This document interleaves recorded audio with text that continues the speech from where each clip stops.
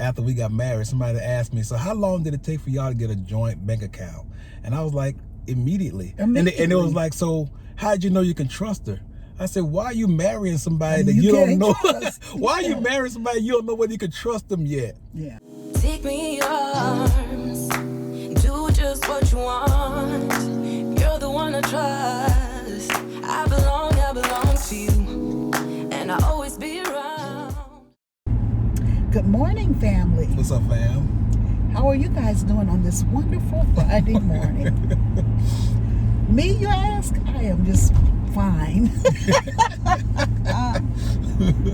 We've been stuck in the house for like 3 days because of the snow. I know 3 days is not a very long period of time, but we have cabin fever. Yeah, you want to go for a ride every once in a while. Yeah, that's what we normally do. A couple days out the week, we don't go out. We just ride around. We're not going inside of any restaurants or stores or anything. We just ride around. Just riding around, looking at the same sights over and over again.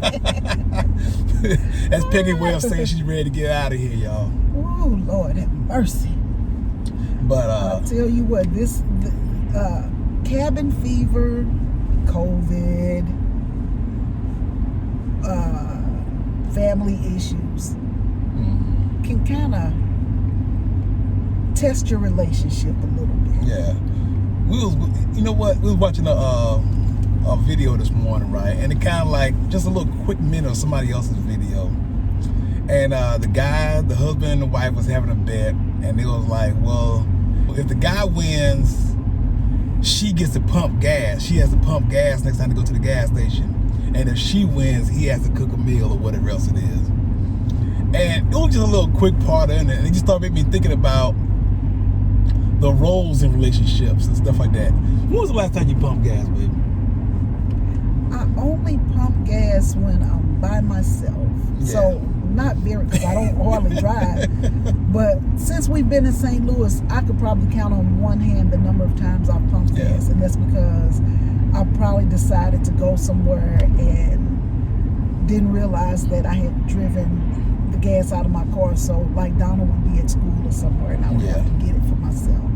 So it's been very few times. Let me just say that. So I go all the way around the block just to say a few times, but I've only done it a few times. And that all calls back to this idea that I have about what I'm supposed to do as the husband and stuff. I'm supposed to make sure Peggy's car has gas in it. I'm supposed to make sure the car's working. I'm supposed to make sure the house is secure.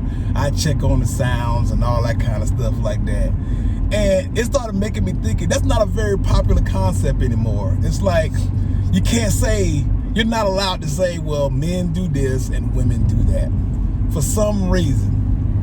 Because things have changed, roles have changed. More women are more independent. More women, I think, are head of households right now. You know, you can't judge roles based on the 1950s and before. Yeah. You know, everybody can't be a June Cleaver. You know what I'm saying? Exactly. Like, everybody can't be. Like, and a lot of people don't want to be wives. Like, you can. I don't know. I'm not that person. I can only tell you about what my experience is. But I have friends who never wanted children, never wanted marriage, just wanted to be by themselves, and that's what they've done. Yeah. It's just a difference between the generations is basically what it boils down to. This generation, I don't think is big on marriage. They don't care. Like, okay, when I was marrying Donald, they were like, you're not gonna work? And I'm like, no. Like, I prayed for that. Like, I don't want to work. And one lady was like, girl, you silly, because I wouldn't have no man taking care of me, because then he gonna tell you, well, this is what you do this and you do that. When you have a man taking care of you financially, just in every way, when you're dependent on a man, he gonna tell you what you can buy, what you can't buy. Like, I don't want no man telling me what I can and cannot do. And I'm like, well, Donald is not that guy. I'm like, you got to choose the right guy. Do you want a guy over you like that, being domineering? Who wants that? Who can live like that? Like, you kind of had that at home with your parents telling you what you could and could not do. Yeah. I don't want that in a relationship. I didn't have that. Donald was not that person. And so I had to say to her, you need to choose and pick your mate wisely, because if a man loves you, he wouldn't do that to you. You know what I'm saying? Like, I don't think he would do that to you. Like, oh, you can't do this and you can't do that. Of course, he's not going to want me to go out and blow his money or be frivolous and do silly stuff. You have to be considerate to one another. Yeah. That's what you have to be. But that just really bothered her, the fact that I was going to be reliant upon Donald. I remember when I told you that me and Peggy was we had already been engaged, was getting ready to get married, and I told Peggy, like, it's time for you to go ahead and quit your job and stuff like that. She said, now make sure you understand, if I quit this job and you don't do right, I said, baby, we're leaving. You're going to meet your maker. Yeah. But I told him, I said, I love you to death. It was a threat. I mean, not literally. I got you. But I'm just like, before you tell me this, make sure this is what you want. Because, like somebody said, you need to date somebody in all their seasons to see who they truly are. Like, you need to be with somebody long enough to see them disappointed, upset, happy. So, like, you want to see them in their good moments, their bad moments. See, I took that literally. When you said season, I thought you meant winter, summer, spring, and fall. No, okay. Yeah. I got you. You need to see that person, and also, like, when they're angry, how do they act? Mm-hmm. You know what I'm saying? Like, when they're disappointed, you know, like, what happens when they go through all these emotions, and see how they are. And I have to tell you, Donald is the same in every, like, I have never really seen him truly angry. Now, he probably have been, and he's just never shown it. I have a very muted way of showing my anger. It's like, because y'all see me all the time, I'm always smiling and stuff. I will put on a serious face. I will speak slower. My voice gets a little bit deeper. That's about as far as it goes. That's the Barry White I was telling y'all about. When I heard Barry White, I knew something that Peggy did was not right, or somebody. When I hear that voice, I know. So that's his tail. That's my tail. Me, I don't have that. I just, the words, they just come out. There you go, from 0 to 100, like real quick. But I think we balance each other. We do. Because Donald was always telling me, he's like, nothing in this world should make you that angry that you lose it like that. Like, you're giving whatever the situation or the person, you're giving them control. You're giving them power. He tells me that all the time. And I'm like, well, damn it, I'm mad. Somebody gotta, because he's like, because you cursing and all that, it's not gonna change it. You might feel better, it might be a release to you, which I don't understand, but it's not going to change the situation. It's still going to be the situation. I heard an expression a while back, right, and it made me really think. Getting angry at somebody is like taking poison hoping they die. You're doing it to yourself. You're in control, but you're hoping that they get the negative outcome from it and stuff. So I'm gonna be mad. I ain't talking to them anymore. I'm not seeing them no more, and that kind of stuff like that. And they just sitting home not even knowing what's going on. They thinking everything is fine or whatever else it is. So it's like taking poison and hoping something happens to them. It does no good. And when you think about it, it makes sense. It's a pretty good comparison. But, you know, it's an emotional type of thing. It is. But relationships are hard. Yes. They are hard. I don't even know why we on this subject. I know. See, we started getting away from wheels. Originally, when I saw the little video this morning, it was talking about, like, gender roles and stuff like that. And we're talking about how people don't want to have that anymore. There's no woman's places in the home type of thing. I'm not trying to say that. I know good and well the viewers will beat me up for saying something like that. I don't believe that kind of thing. But here's the thing, though. Like, Donald has old traditional values. And I knew that going into the relationship. I knew that. I knew that he told me, I'm going to be the breadwinner. I'm going to make sure you have everything you need. But here's what I need. Yeah. He loves a clean home, even though he's not going to clean it. He loves a home. I will help. Here's the thing. He will help. Now, I'm not saying that you won't, but I'm just saying I went into the relationship knowing what you expected from me. That's why you have to have a conversation with the person you're about to marry. Yeah. And I'm going to suggest something else. And people don't do this anymore. Go through marriage counseling first before you get married. Like, that could save a lot of crap. Yeah. My pastor, at the time, he could tell you, okay, I've been married for 45 years to my wife. And he could ask questions to make you say, well, I didn't think about this. Or I didn't think about that. So I would suggest marriage counseling to anybody who is going to get married. If you're going to get married. Because Donald allows me to be me. He has never tried to say, well, I pay the bills around here and it's going to be my way or the highway. He's not that person. I encourage Peggy. Yes, he I don't does. want to say I allow Peggy to be herself. Well, I encourage Peggy to be Yeah, herself because yeah. that's the woman I married. Yeah. That's the woman I wanted to be with. It's the real Peggy and stuff like that. Yeah. Peggy is in charge of the household. There you go. It's not a role. It's not Yeah. responsibility, whatever Yeah. else. So she says, okay, today we are doing this. Today we need to clean the basement. Or today I need you to clean the garage. Or today I'm going to be doing this and that kind of thing. It's not like she has to do everything because if she says she's in charge of the household cleanliness, but she's not going to clean the garage or the basement. Donald, Yeah. I need you to get rid of some of those boxes and stuff in the basement. Make sure we spray for bugs and check for bugs or whatever kind of pull Right. those spider webs out the garage or whatever else it is. Yes. I'm in charge of that kind of thing. Yes. And when Peggy says I need to do it, then I need to do it. So But I don't say it like that. You know what I'm saying? Like, yeah, so I look at it like I'm in charge of all things inside and financial. yeah, yes she is. Everything else is Donald's role. Yeah. Whatever it is. If the car needs registering, if the car needs, now a car wash is not a big deal to That's no me, biggie. stuff like that. But trash. I hate taking out trash. I just hated it since a kid. So I'm just like, okay, please take out the trash. Now, as his wife, I want to treat him as he treats me. You have to know what your spouse needs. I know that Donald needs his mental time where he needs to just get rid of the day. I am so proud of Peggy for that. Yeah. I am so proud of Peggy for that because I realize that when a guy goes to work for 12 hours, he's gone for 10 to 12 hours in a day. Yeah. And she's stuck in the house by herself for 10 to 12 hours. She's anxious for him to get home so Yes. she can share and have a talk with somebody. Yes.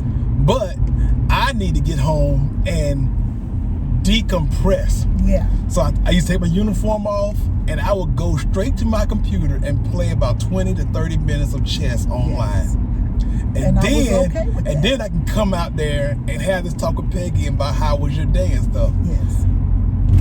That We had the rest of the evening. she adapted to that very quickly, and I was very happy for her. I can't even explain what that does, but when I first walked into the house, I am basically I was still in a soldierly army work state of mind when I first came to the doors. Mm-hmm. A lot of people can get into their car when they first leave work, and all of a sudden they're not at work anymore. They don't have that mentality anymore. But me, that commute was part of my job. That commute was part of my work. Exactly. So Well, my thought was, though, I want him to enjoy being home. We had problems and we want to work them out, but I want us to be in an even field so that if something comes up, if I need to talk to him about something, I want him to be ready for it. I don't want to just pile on top of whatever happened that day. yeah. So I get, and I'm gonna tell you where I got that idea from, because when I was working, one of my coworkers, she said that about her husband. She was like, because I used to want to be remarried, you know. No, this was even before my first marriage. She was like, when he gets home, I give him about 30 minutes to just get his thoughts together. So he had his room, and he would go to his room and he would just get rid of the day. had, like, if he just had to pour a glass of wine or drink, whatever men drink, whatever it was, then she didn't allow it, but I keep using the word allow. I don't mean that. Yeah. Like, I'm just saying She understood what he needed, and she gave him that, and he appreciated her for that. And I was like, wow, when I get married, I'll make sure my husband does that. Now, my first husband, he didn't need to do all that. But Donald, who's a heavy thinker, you know, his mind always has to be doing something. I have to give him that. Like I told you guys, he's a rated chess player. I don't bother him when he's playing chess because I know that's something he needs. Yeah. So I give him that. But he gives me what I need. Yeah. He gives me all the moral support and everything else that comes along with Peggy. Because Peggy is a handful. She's a mess. All right, fam, we're going to order something real quick and then we'll see y'all back in a minute. All right. Hey, what's up, fam? We're back. I had to take the jacket off. It's warm in this car. It's about, what? It's 11 degrees outside. 11 degrees, okay. But yeah, it don't feel that cold out there. It don't feel that cold, but yeah, I guess we had the heat set on. We had the heat set on 75. It makes you thankful that you're able to protect yourself from these kind of elements and everything. Yeah, it makes you think. But what we was talking about is relationship-wise. We had no idea what direction this video was gonna go in. We just want to talk about how we feel about, you know, roles and responsibilities. I think responsibilities is the key word for the day. Peg is responsible for the cleanliness of the house, but that does not mean we require for her to do everything. We work together. I'm responsible for the defense of the home, but if we had to defend the home, we work together. Exactly. That's the thing. You have to be able to work together, build together. Mm-hmm. You know, like I was telling one of my children, I'm like, when you're in a relationship, especially if you're in a relationship that you're considering being together forever, you know, trying to wife somebody, or, you know, when you're thinking marriage, it's almost like a business, but you gotta make sure it works. Like, you want somebody who's going to help you get to that next level. Y'all are helping each other. Yeah. It can't be, this is mine over here, this is yours over here. No, this is yours, this is mine, and now this is ours. Yeah. It has to come together. You can't, I can't see how you can build something separately. I know people who, okay, say I make this amount of money, he makes this amount of money. We both agreed to put this amount of money together so that we'll make sure our bills are paid and this, that, and the other. Like, you can't even find couples hardly anymore today with joint bank accounts. That's exactly what I was going to bring up, because somebody asked, after we got married, somebody asked me, so how long did it take for y'all to get a joint bank account? And I was like, immediately. And it was like, so how'd you know you can trust her? I said, why are you marrying somebody that you don't know? Why are you marrying somebody you don't know whether you can trust them yet? Yeah. It's like, that's the kind of question, that's the kind of thing you should be thinking about before you get married. Yeah. Well, yeah, I like being around her, but I don't know if I can trust her or not. Yeah. That makes no sense to me. Yeah. And there was questions like that made me wonder, are people getting married for the right reasons, or are they putting any thought into who they're marrying and stuff like that? Well, I know all up and down my Facebook timeline, there's a lot of women older who never had the opportunity to marry when they're younger. And now they're marrying. They're married, right? They met a guy, okay, I'm going to make him my husband, whatever. Mm-hmm. And 6 months later, it's like, girl, I'm just fine by myself. So I think people want the wedding more than the marriage these days. That's my personal opinion. And please, I'm not knocking anybody. I'm not saying that. Because at one point in my life, you know, after my first husband died, I was in a relationship. It was a toxic relationship. And guess what? I even considered marrying the guy because I let him say things to me that I knew were not true. Oh, once I get married, I'm going to be a different kind of person. But you're not. Well, whoever you are is who you're going to be, whether you're married or not. So I felt bad but like I said, it was at a bad time in my life. So I allowed those things to take place. And I stayed in that toxic relationship for about 2-3 years. It was the worst 2-3 years of my life. I knew it was toxic. Why did I sit there and take it? Yeah. Why I asked I would leave for work in the morning. I'm like, why are you still in it? Like, I would ask myself, I'm like, you don't even know you anymore. So why are you in this relationship? I couldn't answer for it. I couldn't. But something so despicable happened that I was like, you know what?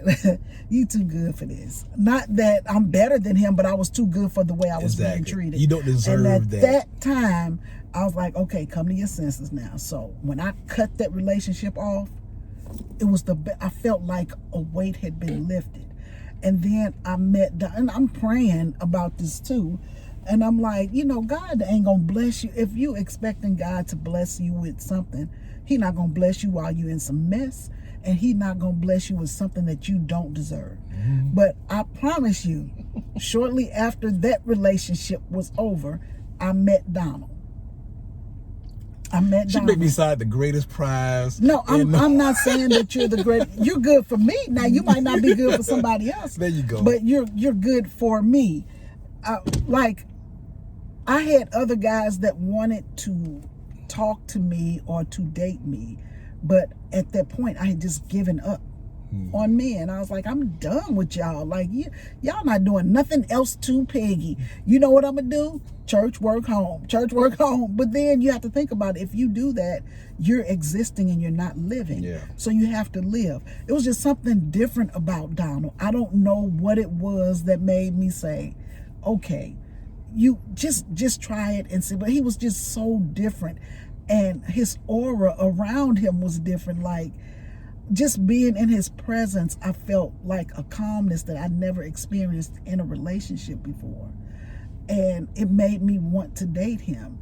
And I liked dating Donald because he was showing me something new that I hadn't experienced in life before.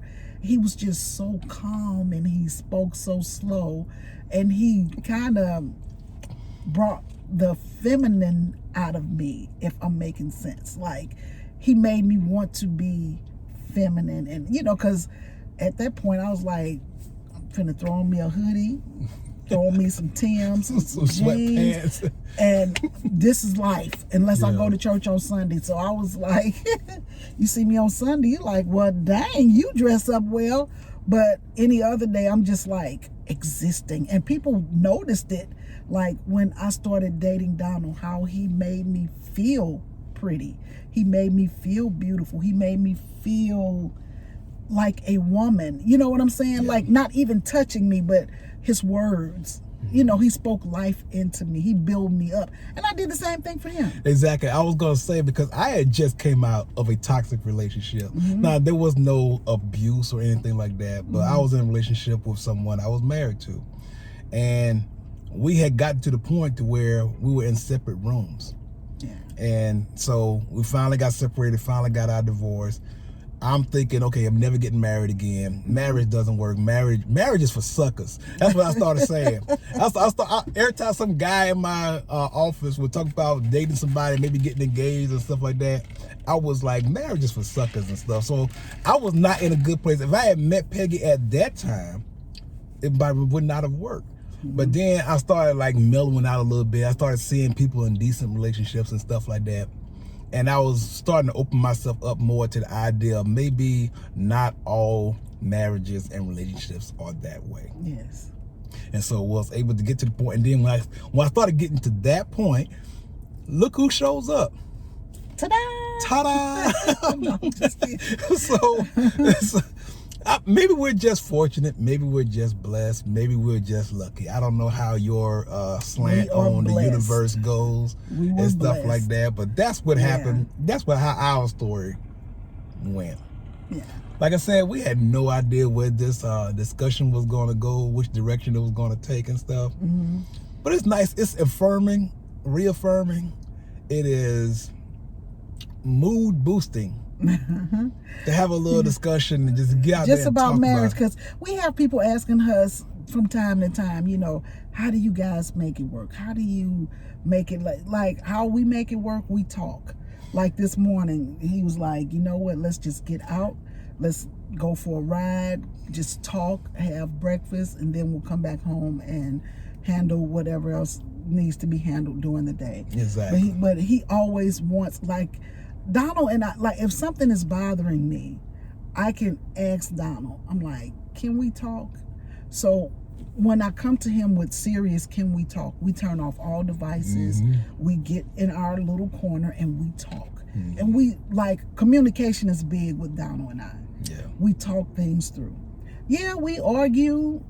We don't, like, Donald is not an arguer, though. I'm not like, an arguer. Tell me what the problem is. Tell me what it is that I did, or what is it that you think is wrong, or what's on your mind. Tell me what's on your mind, and then let's fix that. Yeah, I had to learn a little bit with that because, you know, sometimes Peggy just want to vent, and I just want to fix it. Yeah. And he can't do that for me. Can't do that, no. Like, I say, baby, just don't talk to her anymore. Or, baby, just tell them this. Or, baby, go get this, or whatever else it is. But thinking, okay, the idea of her bringing me a problem is for me to find a solution, and that's not it. She want to let me know what's going on in her head, why she's down, why she's not as talkative, why she doesn't feel like doing something, or whatever else it is. She's just letting me know. Yeah, because sometimes outside influences can affect your marriage. At one point in our marriage, I was worried that we weren't going to make it. Yeah. And I'm just being honest with you guys. I think most marriages have gone through a phase where you're like, you know what? Did I make a mistake? We might not make it. It's just, this is a little But then much. you have to, we didn't go through marriage counseling, but we had to think about it. What is causing this? You and I are good. Like, we're good. I love you. I want to be with you. Yeah. It was mutual, but it was just, you know, you got to realize other influences can try to come in and take away what you have. And I'm not going to allow that. I could call him in a room and I'll be like, Donald, I need a hug. And he'll come over and give me a hug. You ever see a toddler in a crib stand up on the side of the crib with their hands stretched out towards you and stuff? So I'll be in my room and everything, and I walk into the bedroom when Peggy's watching TV or whatever else, and Peggy see me open the door, and she just hold her hands up. She's like, give me love. I swear to God, y'all, this is the truth. It cracks me up and stuff. She'll just peek around the corner to see me, and just like eyes get big.